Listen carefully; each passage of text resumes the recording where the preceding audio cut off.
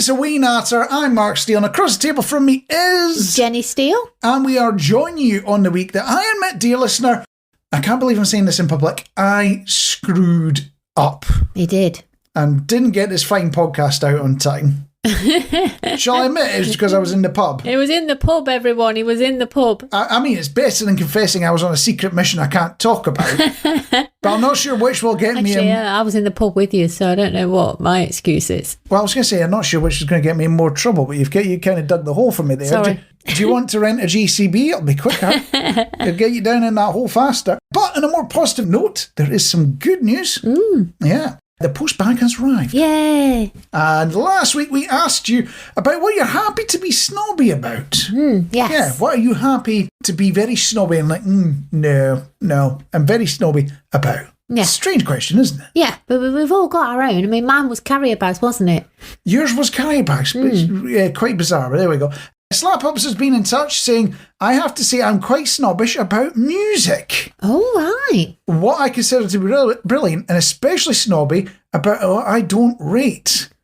Now, I know what you mean, Slap Ups. Bieber is brilliant, but you know that metal stuff, it's all just rubbish. It's all just rubbish. I know what you mean. Age has also been in touch saying, I'm guilty of being rather snobbish about not being snobbish about things. That's a bit of a brain twister, that. I'm just about following, especially the way I dress, and I'm pretty terrible with icebreakers. My go-to is to ask, especially if they're Brits, is who their team is. Oh, right, okay, yeah. Always works. Can't fail to get the conversation rolling and beginning a lifelong friendship. It's amazing how many people don't follow the footy, and gee, it can leave it all a bit flat if I can't babble on about sport. That's true. It would be like, what do you call that thing going down the middle of a road if somebody asked me what my team was, or sport? The Tumbleweed. Tumbleweed, yeah. So you don't have a team at all? No, I don't. Now, you see, I don't know whether I should fess up to this bit, but the last time I saw a football match was when I was at school, and my uncle took us to see a Pars game. I bet we don't know what pars are. Scottish Premier, Dunfermline Athletic. There you go, age.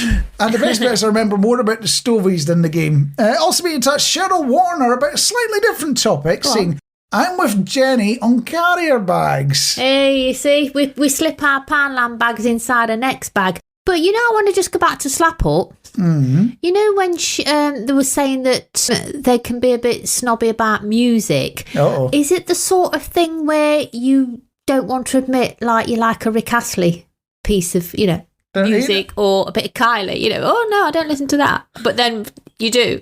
There's nothing wrong with a bit of high energy. That's all I'm saying. So yeah, Sarah Warner's onto the thing with a carrier bag, which Jenny is agreeing with as well, saying, I take my packed lunch to work in a House of Fraser one, and everyone else has a supermarket bag. Oh, classy Cheryl is, Yeah, she's got to be wondering what the most luxury bag would be out of all the options you can get from the shops. Selfridges, Hamleys, is it? Is there going to be a certain bag where if you brought your lunch in it, people are just like, no, that's too far, mate. They're paying you too much. And on that note, let's have a Wee Natter. Now, if I was to ask you what the big news item was this week, dear listener, and you, Jenny, as well, what would you say? Is it... it's not Theresa May, is it? It's the other woman. What's the name? Oh, Liz Truss. Liz Truss. It's not her trying to get back in power again, is it? Yeah, it's kind of funny. They're going through a lot of those leaders going, yes, I was done wrong. And she's pulling the whole Shaggy defence, if I remember. Yeah. I made the mistake, dear listener. I actually read the article and it was basically pulling the Shaggy defence. It wasn't me. I don't believe it. But no, that was not the big news story I was thinking of, although that is an interesting news story. What I'm thinking of is about the Chinese totally not a spy balloon. Yeah. What do you know about that? I just, I was listening to my favourite radio talk station in the evening, and my favourite presenter was talking about it. It's not really a spy balloon at all. It was a weather balloon, apparently, but it's been shot down anyway. Yes, and there was 2 of them as well. Oh, 2 of them? I didn't know that. And the bit I loved most was they had to tell the locals in a certain part of Northern America not to shoot at it. Your pea shooter ain't going to make it up to 60,000 feet. But it also brought back an old memory, seeing this news story about this balloon that was travelling around the Americas. And the old memory it brought up was about losing balloons by the beach in Fife years and years ago. I swear, remembering back to that day, there was icebergs and floaters going by on the coast as well. But those spy balloons, they look familiar. I think I know what happened. They're my balloons from 20 years ago. And based on the latest news, I'm not going to get them back now, am I? You're not. No. Although I am looking forward to a news story in a couple of months' time when the Yanks twig about our spy pork pies. Until then, Operation Melton Mowbray is a go. This week, I've got a question for our listeners, and I've got one for you, Mark, as well. Dun, dun, dun! If you could bottle any smell and have it as an aftershave to wear, like for me, like a perfume, what would it be? I'll start you off. Mine would be, and you'll laugh at this, sometimes when you walk in home in winter and you get that coal fire smell, people have got the smoke coming from the chimneys. I'd have a coal fire smell. I'd bottle that. I love it. It just reminds me of my childhood. Definitely coal fire over wood fire if you had the choice. No, definitely coal fire. Really? Yeah. Really? I would say I prefer wood fire in all honesty, yeah. But what smell would you want? This is going to sound bonkers, but if I'm going to put a smell out in the market, and we're going to sell it in the household shops and the supermarkets and things like that, you're going to be up against these things like cotton daisies and smells make you want to buy the product. Yeah, they're all nice flowery things like that. What I'm thinking is you have to have something that's a bit different. I'm not talking like pungent, like, oh my God, I can't go near that stuff. I'm talking it's got to be something that stands out on the shelf as, you know what, I quite like that actually. Yeah. And the one I'm going to go with, it's not my favourite smell, but I've heard so many people say they love that smell. Petrol. I thought you were going to say tarmac. Tarmac? When you do the roads. So we'll sell tarmac and petrol. Tarmac, petrol and coal fire. We've got this going. I think we should pitch this to Alan Sugar, see how it goes. God, he'll be out. Or is that the wrong programme? No, you're fired. You know that moment when you see something, it just takes you back to a certain period in time. I'm talking about things like decor in the house. Oh, yes, yeah. If you saw Artex on a ceiling, yeah, you'd figure you're a certain era, wouldn't you? Yeah, 1970s. Chipboard wallpaper. Yeah, 1970s. This is like in my bedroom at home when I was a kid. Avocado bathroom? No, we never had an avocado bathroom. I've seen one in my life. I've seen one in my life, and it wasn't in the 1970s. But the important bit is none of them scream 2023, do they? No. So it got me wondering, what will we be looking back on and cringing about in, 20, 30, 40 years' time from now? About, 2023. And, it's a big assumption as an overweight Scottish man that I will make it to 20 years' time from now. Our life expectancy is in the 30s on a good day. But it did get me wondering, what will we be looking back on going, oh my God, did we really do that? Yeah. One that pops to mind, a lot of people doing it around here, AstroTurf in the gardens. Oh God, yeah, you give it a mower, hoover. Yeah, I didn't realise that. I didn't. Who wants another carpet outside their house they've got to hoover? It's bonkers. We had a bad experience on that, didn't we? What, hoovering your carpet? No, on our walk we saw some AstroTurf in somebody's front garden that had got dogs. Can you remember? And it was just like you couldn't see the AstroTurf anymore. It had been there for like a week or something. It's the first time I've seen AstroTurf turn brown. It was impressive. Oh, God. So, yeah, why would you ever want that in the garden? The other one, that seems to be the end thing at the moment, and it's not just on walls and things like that, but actually when you go into the shops, and you'll just see, aisles and aisles of this colour. You probably know the colour I'm going to say before I say it, don't you? No, I thought you were going to say something else then that sprang to mind. Grey. Yeah, grey. Battleship grey. Yeah. Why is that popular? I don't get it. It's gone classy, hasn't it? It's Mrs. Hinch, isn't it? That's all grey. It's the most boring colour out there. It can look nice as an accent colour, but not. And I think you're going to say that panelling, because people are getting the fake wood panelling, aren't they? Oh, and just no more nails in it onto there. Or they're just doing it like in strips of sticker back plastic and just painting over it, so you've got a wood panel effect. I've seen it all on Instagram. That sounds suspiciously like the textured wallpaper's just a bit thicker. We'll just take it to the next level, it'll be fine. So, Going to open that up to you, dear listener. What will we be cringing about in 20 years from today? It doesn't have to just be about decor and household, but I'd love to hear your thoughts on that. A couple of ways to get in touch, at Solid Radio UK or at Solid Sooty on the socials. Or if you're listening on Spotify, a little question has popped up. You can tap on it, stick your answer in there. But however you go about it, we will be sharing your preemptive cringing in the next episode.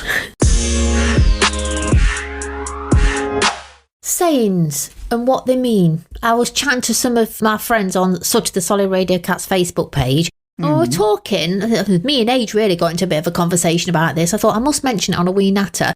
We were talking about things people say that don't make sense. Like, for example, she turned around and said. What's all that about? Do you do a little turn around before you complete your sentence or your conversation? She turned around and said. You say that, but have you not seen like melodramatic scenes from Emmerdale and things like that from 20 years ago? Just whip round the head and then say their dramatic piece. Maybe that's what it is. Maybe it's from Emmerdale. Maybe that's where it all kicked Emmerdale Farm initially. Maybe that's where it is. Or she left without a bye or leave.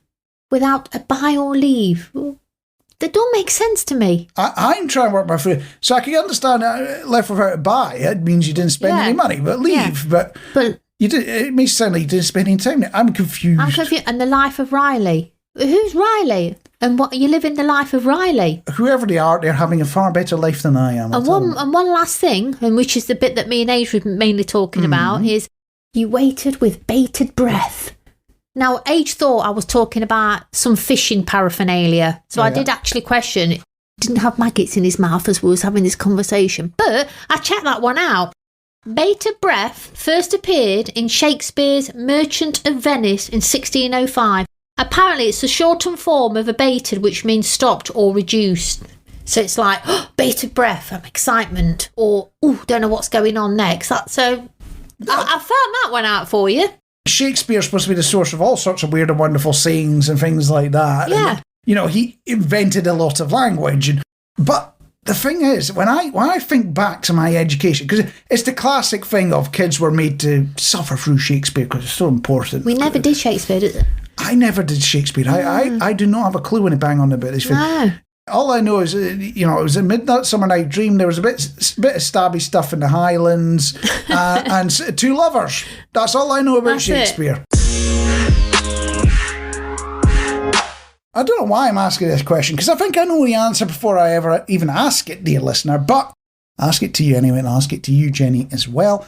Would you say you are any good at DIY? No, I don't think I am. I haven't got the patience. I can't even build something that comes in the door that's mainly just like in two parts. Even that gets on my nerves. I want it to come complete. I get why you're not into IKEA now. I can see my it. Nightmare. You're just like, it's only 2 steps, but it's still too much. I cannot be doing with this. No. Personally, I can just about cobble something together if I need to. Just don't expect it to be level or complete. I'm the person that ends up with spare parts. Yeah. That's who I usually. It didn't even come with the part. Exactly. So when I heard about some benches in Norfolk, I realised I wasn't the only one. Yeah, you're intrigued now, aren't you? Are they sloping? You sit on it and slope down the other end. It's a seesaw. It sounds so Partridge, this, talking about benches in Norfolk and DIY, but we will continue on, dear listener, so long as I don't go back in the net or start talking about access to Dixon's or something. No, anyway, it turns out whoever installed these benches in Norfolk, clearly a fan of my work. What do you think was wrong with them? They were sloping. Yeah, they were on the piss. Yeah. I'm not going to bitch. They're on the piss. Not to the point you'll slide off, but enough for you to go, that's not right. Were they wide enough to get your bum cheeks on as well? Oh no, they were proper benches. They were just on a bit on the not on the level. But I love is they've spoken to a local councillor, a person that put this news story together and things like that. And the councillor's claiming it's great for people with all leg lengths. Oh, I like you it, just slide up and down. I'm going to have to remember that one for next time I put flat pack together. You are. I want to talk about breakfasts. Any particular reason you want to talk about the food that starts your day? Yes, because Age Roberts is waiting or listening with bated breath to see what we call a posh breakfast, because I put on Sooty's page that we were having a posh breakfast. Fridays is posh breakfast day. And I got quite a few comments back going, what constitutes a posh breakfast? And Age, actually, it really needs to know what a posh breakfast is. Now, to me, I said anything that I don't have to cook is a posh breakfast. But I guess... in that case, Cocoa Pops is a posh breakfast to you. I never thought of it like that. No, that's not right, is it? That's not quite anything you don't have to cook. It's not right then, is it, Age? I got that one wrong. So anything hot I don't have to cook. Going out, I think that's it sums it up easy, doesn't it? Going out for breakfast. All right, so you would class I don't mean just out the front door. The trip to McDonald's for your greasy egg and whatever McMuffin. Yes. You would call that a posh breakfast. I see anything out. I'd call it a posh breakfast. What would you call a posh breakfast? Well, if the butler isn't there, I'm not interested.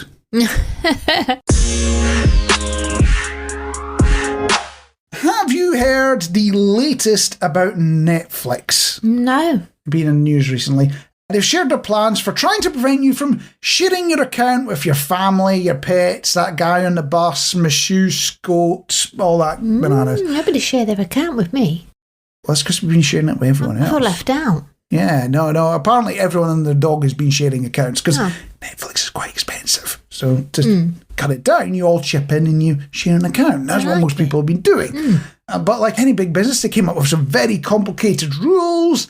It would screw a lot of families over, got a bit of bad press, and have rolled it all back. Oh. But in the meantime, in that time between them revealing that they were going to mess around with this and going, well, actually, no, we're not going to, I've come up with a new service that could save you real money on Netflix, dear listener, and you, Jenny, as well. Yeah, it's definitely going to save you money. I'm going to start a hotline, all right? Yeah. You're worried now. Where do you think I'm going with this hotline? I want to know what's going into your mind here. I'm not sure. Go on. Oh, you're worried. No, so I'm going to start a hotline. You call me up and I describe the film to you as it plays on my telly. So you don't have to subscribe to Netflix or Sky Cinema. It's like one of those rubbish recordings you try and cadge on YouTube and it don't work because somebody's recorded it that's sat inside the cinema and you can hear and bags rustling and all that kind of stuff. So it's like a pointless watch. I lost count how many films where I only saw it in a quarter of the frame because the camera was on the piss. Yeah, somebody walks by to go to the loo. Yeah, and you usually got to see them in silhouette as they went past. You did, Yeah. There will be people who are genuinely young enough now that they will not have eye-patched their movies that way and they'll have always looked crystal clear. And whereas the rest of us got dodgy VHS copies. And, you know the Betamax. Betamax. Yeah. I don't remember Betamax. They're the tiny ones, weren't they? I will take your word for it. So yes, my cunning plan is that I will describe the movies to you. You don't need to subscribe. I'll subscribe. You ring me up. I describe the movie to you, all for a tenner a minute. Oh. What do you think? That's like the 0898 calls, isn't it? Yeah. What do you think of that? I don't. I'm out. Oh. Well, I've already booked up here on Dragon's Den. Do you think I should still go through it? No. I can only apologise again, dear listener. Unfortunately, that was a wee natter. I was Mark Steele, and across the table from me was... Jenny Steele. And the important thing that we're going to ask you very kindly to do is anyone you speak to over this next week, doesn't matter who it is, it could literally just be the bus driver as you're hopping on the bus, it could be your postie, it could be your milkman, it could be barista at the coffee shop, whatever. Yeah. Or it could be the barrister at your court case. we're not complaining. Whoever they are, just tell them a wee natter on the podcast. Check it out. Just share the link. Exactly. So we tell everyone that Wee Natter exists. If you haven't subscribed already, go do it. Go into your podcatcher app thing, look for a Wee Natter and hit the subscribe button. If you want even more stuff, you can search for Solid Radio. And when you see Two Purple Mountains, you will get a whole bunch of cat interviews as well. And if you're listening to that one on Spotify, you get Stephen Hall as well with some country music every week. You do. Not a bad deal, is Cracking. it? Not a bad deal at all. And on that note, I think we'll catch you next time. Yeah, bye.